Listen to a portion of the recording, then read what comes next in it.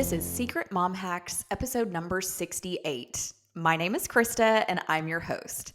It's May 22nd, 2024, and with May being Mental Health Month, I thought this was a good time to rewind back to episode 13, where I shared 6 self-care tips for us busy mamas. I also want to come clean with you about something I have struggled with over the last couple of years and finally got under control thanks to some of these tips in today's episode. But before we get into that, I just want to say thanks for tuning in, Mama. I started this podcast because babies don't come with instructions. As of this recording, I am chasing around a 5-year-old that no amount of Googling, mom groups, or books were able to prepare me for. There's a lot of stuff people don't talk about when it comes to pre-pregnancy, during pregnancy, postpartum. And as someone who was previously terrified of all of the above, I'm here to help you pull back the curtain on all of it. And every now and then, it may get a little messy. We may share a little TMI, but that's why you're here, right? My goal is you'll leave every episode feeling refreshed, inspired, and hopeful, knowing you are not on this mom journey alone. Now, there's a lot of subject matter to cover when it comes to mom life, and we're covering it all. If you're not following this podcast yet, make sure you hit that follow or subscribe button wherever you listen to podcasts so you don't miss a single episode. You can also go to secretmomhacks.com, click that big subscribe button, enter your email address to have every episode delivered to your inbox weekly. So let's talk about what I want to come clean with. 2020 and 2021 were rough years for all of us with the uncharted waters of COVID-19 and the pandemic. If you've listened to episodes 41 and 52, however, you may recall that I got divorced 5 to 6 months before the pandemic started, and very shortly after that, jumped right into the dating world. My ex-husband was also under criminal investigation at this point, so I was solo parenting and supervising his biweekly visits with our daughter. All of this while also juggling a busy full-time job in the music industry. I wasn't eating right. I wasn't getting outside enough to enjoy nature or fresh air. I wasn't participating in much physical activity aside from moving from point A to point B or sitting in the floor playing with my daughter. One day while driving into my office, it was like someone took the picture I could see in my head and turned it upside down. Everything started spinning. The picture restabilized quickly, but this moment of vertigo while I was driving really alarmed me. And these bouts of vertigo, accompanied with headaches, started occurring more and more frequently in the coming months. And it even got to the point where I became scared to drive, especially on the interstate where, while the speed limit is 70, most drivers go 80 or 90. And long story short, what I want to come clean with is that over the course of several months, I was diagnosed by 2 different specialists with both a generalized anxiety disorder and vestibular migraines. Now, both have unique triggers. However, there's quite a bit of overlap, the most common being stress, not eating right, and not giving myself healthy outlets for calming the heck down. I'm happy to share that over the last year and a half or so, a lot of these issues have come under control, but it's primarily because I've forced myself to make time for myself because my health and well-being was literally on the line. If that's you, if you're struggling with stress, anxiety, vertigo, fatigue, etc., first of all, I highly encourage you to consult with a medical professional if you haven't already. At the same time, I hope you'll examine your self-care practices because if they're anything like mine were, they need some work. So, as I mentioned at the top of today's episode, we're going to rewind back to episode 13 of Secret Mom Hacks, where I shared 6 self-care tips just in time for Mental Health Month. And I hope these will inspire you to start making time for yourself today. Tip number 1 is to make time for yourself. How many of us are guilty for like never doing that? As moms, we're often so busy taking care of everyone else that we forget to take care of ourselves. We get those leftovers, right? So this is my first tip, to make time for yourself. Maybe you make time to enjoy a long, hot bath. That's actually my favorite. Get a good bath bomb. Get a glass of my favorite beverage. Maybe it's hot cocoa. Maybe it's wine. Maybe it's water. Maybe it's a soda. Light a candle. Get some good music going, or one of my other favorite podcasts, or grab the iPad and put it on my favorite Netflix show and prop it up there on the side of the tub. That is one of my absolute favorite ways to make time for myself. So whether it's that hot bath, going for a walk, or just sitting down with a good book, just stepping away from everything, shutting out the world, turning off the tablet, silencing the phone, enjoying a good book or a magazine, whatever it is that you can do, find something that you enjoy and make time for it every single day. Okay, I realize that may be asking for a lot, right? We all have the same amount of time in our days, and I don't know about you, but sometimes I feel like I get up and I blink and the day is gone. But whatever it is you can do, okay, if it's not every single day, at least 3 to 4 times a week, make time for yourself. And I realize that you may feel selfish at first. I certainly do. But I also know that if I'm not taking care of myself, I cannot take care of my loved ones. I end a lot of my podcast episodes reminding you of that, right? That it's hard for us to take care of everyone else if we're not taking care of ourselves. And it's so true. Taking care of yourself will actually help you to be a better mom in the long run. We all want to be the best parents we can be. It's really difficult to do that when we're not taking time for ourselves. If our cup is empty, then it's really hard for us to fill up everyone else's cups around us that are important to us. Tip number 2 is to stay connected. Again, I mentioned this in the intro to my podcast. I felt like so many times when I would be up early in the morning nursing, or at night getting my little one down, there were moments that I just really felt alone. I felt like I was on an island. So tip number 2 is to stay connected. It really can. It can feel isolating.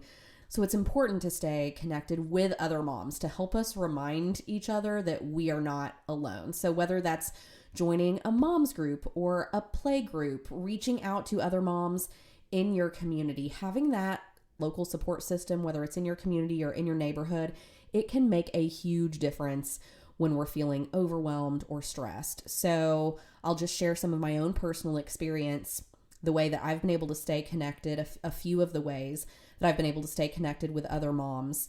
There is a church women's group here that I've been able to plug into several times. And a lot of times they even have childcare, which is really nice. So I can take my daughter, she can go have fun with her friends. I can step off, go with the other mamas, and just get some great mom time. So maybe there's a local church group in your area for other moms. Another way I've been able to stay connected is through a local community Facebook group.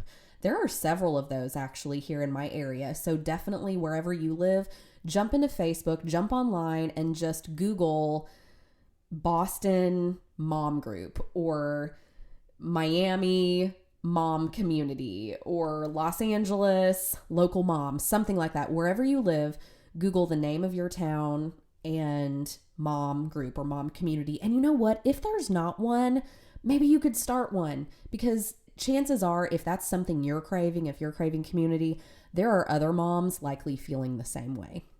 So those are 2 of my favorite ways, either through a faith-based community group with other moms, or just the non-faith-based groups as well. And then third, so my daughter has been in daycare. And of course, my daughter has several close friends in her class, and I've been able to get in touch with her close friends' moms. And so there's a few of us that are on this thread together, and we're always going back and forth about various things. And then those moms started adding in a few other moms that have children in my daughter's class as well. So before you know it, this little mom text thread has ballooned to several moms. It's like nearly all the moms in my daughter's class, which is awesome, because that's a hyper local way to stay connected with other mamas. So I don't know what your situation, of course, is, but if your child is in daycare or preschool, maybe there's a way that you can get in touch with parents of other children who are in your child's class and stay connected that way. So any way that you can just stay in touch with other parents and workshop things, talk shop, as you're trying to figure out this thing called parenthood, that is going to be a huge benefit to keeping our mental health up to par. Now, let's take a quick break. Hey, Secret Mom hackers. Are you a budget-savvy family looking for a financial tool that can help you take control of your spending and savings? Well, I've got something fantastic to share with you. Cube Money. Cube Money is the ultimate budgeting solution that's tailor-made for families who want to manage their money with ease and precision. Here's why our family loves it. It's just like the envelope system we all know, but digitized. Imagine the simplicity of old school envelope budgeting, but with a modern twist. Cube Money digitizes the envelope system, allowing you to allocate funds to specific spending categories right from your smartphone. It's like having a set of virtual envelopes for groceries, entertainment, and more, all in one app. The whole family benefits. Cube Money isn't just for individuals. It's designed to accommodate the needs of your entire family. You can set up sub-accounts for your spouse and kids, helping everyone stay on the same financial page. It's a powerful tool for teaching financial responsibility to your children. Stress-free savings. Planning for the future is a breeze with Cube Money. You can easily allocate funds for savings goals, whether it's a family vacation, a new home, or an emergency fund. It's all about turning your financial dreams into reality. So if you're ready to simplify your family's budgeting, track your spending with precision, and achieve your financial goals, give Cube Money a try. Visit their website at Cube Money to learn more. That's QUBE money.com to learn more, and use the discount code SECRETMOMHACKS, all one word, SECRETMOMHACKS, to get 2 months of their premium or family plans for free. Cube Money, on a mission to see you live more and worry less. Try Cube Money today. Now back to the show. Okay, tip number 3 is to practice mindfulness. Okay, so mindfulness is all about being present in the moment and paying attention to your thoughts and your feelings without judgment. As moms, we're often so busy multitasking that we forget to be mindful. And I don't know about you, but I always feel like my phone is dinging and blinging and ringing and, and all of that. And so a lot of times when I'm with my family, I really try to silence the phone, be present, be engaged with those you love. Guys, before you know it, we talk about just the days going by in a blink. So my daughter's almost 5. I feel like the last 5 years have gone by in a blink, and I never want her to look back and think, wow, my mom was always on her phone, right? I want her to remember how engaged and thoughtful I was when we were all together. So I know that we're often so busy multitasking. I'm not saying not to multitask, but just try to be engaged. Do whatever you can to just be in the moment. Take a few moments every day, just focusing on what is happening around you, not thinking about what's happening across town or in the news or in our email inboxes. And sometimes it really could be just as simple as taking a few quick deep breaths, or just doing this quick body scan to just check in with yourself, seeing how you're feeling, being mindful about what your body is feeling like, what your mind is thinking, what's really weighing on you, and focusing on just feeling those feelings. But also, if something is really weighing on you or stressing on you, certainly we want to address those feelings and those thoughts and emotions. But when we're around our family and our loved ones, especially our little ones, we don't want to be frazzled. We want to be in that moment and doing whatever we can to help our children to be mindful as well. Putting the tablets aside, engaging in real life conversation, engaging in hands-on activities, reading, etc. And I think that mindfulness, that's something that we can talk about with our kiddos as well and the importance of it. Tip number 4 is to get enough sleep. Y'all, sleep is so important for our mental health, yet it's so often the first thing to go when we're busy or stressed. So my 4th tip is definitely to prioritize sleep. Try to get at least 7 or 8 hours of sleep every night. And if you're having trouble sleeping, talk with your doctor or a sleep specialist. So many ailments, I feel like, can boil down to just getting enough sleep. That's why they say when we are under the weather, rest. Your body needs to recharge. And so that goes for just, again, day-to-day things as well. When we're feeling stressed, when we're feeling anxious, often just getting 7 or 8 hours of sleep will help us get right back on the right track. Okay, tip number 5 is to ask for help. As moms, we often feel like we need to do everything ourselves, but it is okay to ask for help, especially moms of little teeny tiny babies. If you have a newborn, do not feel like you have to do all of this by yourself. I remember when I first had my daughter, I had several people sign up for a meal train. So what that meant was shortly after we had gotten back home, we had several friends, family, coworkers, etc., who had signed up to bring us meals. So it was for like 2 or 3 weeks. And that was awesome, y'all, because as you know, especially if you're in the thick of it, but we're focused on feeding that baby and tending to the needs of the baby, making sure the baby's fed, the baby's changed, the baby is clothed and happy and clean. And so often we're forgetting to feed ourselves. And we got to eat more than just cereal and snack bars, right? Protein bars. I'm not throwing shade against those because I love me some cereal and snack bars every now and then. But just to have a good bowl of soup and salad, or maybe someone would send a sandwich tray. So we would have a couple days worth of sandwiches, or a big crock pot meal, or stovetop meals, or just oven ready meals. Oh my goodness. That was one of my very favorite things after we had gotten home with baby, was to have that meal train. And so when people were offering the help, I took it. But don't just wait for somebody to offer help, because you know what? Everybody's busy and some people will be reluctant to offer the help. But if you ask them, people are often more than willing and so happy to help and pitch in because they love you, they care for you, they want to see you succeed. It can be such a stressful time in our lives. It's a very loving time in our lives, but it can be very stressful. So don't be afraid to ask for help. It is okay. Whether maybe it's asking your partner to take on more responsibilities, or hiring a babysitter so you can take a break. Maybe it's asking one of your in-laws or a coworker whom you trust, or whatever. Do not be afraid to ask for help when you need it. And my last tip number 6 for today, is to practice self-compassion. Being a mom is hard work, y'all, and we all make mistakes. So instead of being hard on yourself, try to be kind and compassionate.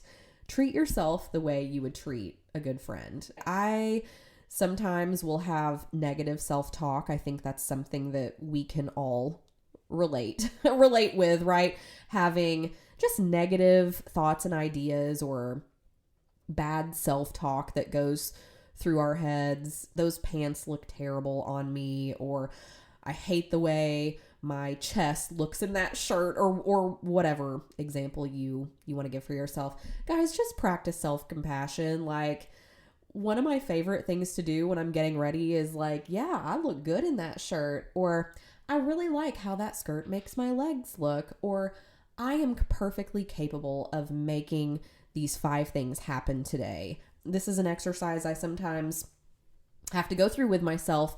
As I start going down that road of negative self-talk, I have to snap myself out of it and imagine, what if my daughter were thinking those things? If my daughter were having those types of thoughts, I immediately would tell her, stop that. You are so smart. You are so beautiful. You are completely capable. You can do what you set your mind to. You've got everything you need to be able to succeed in your endeavors today. those positive affirmations are hugely important, and just practicing that self-compassion is going to go a long way in preserving our mental health.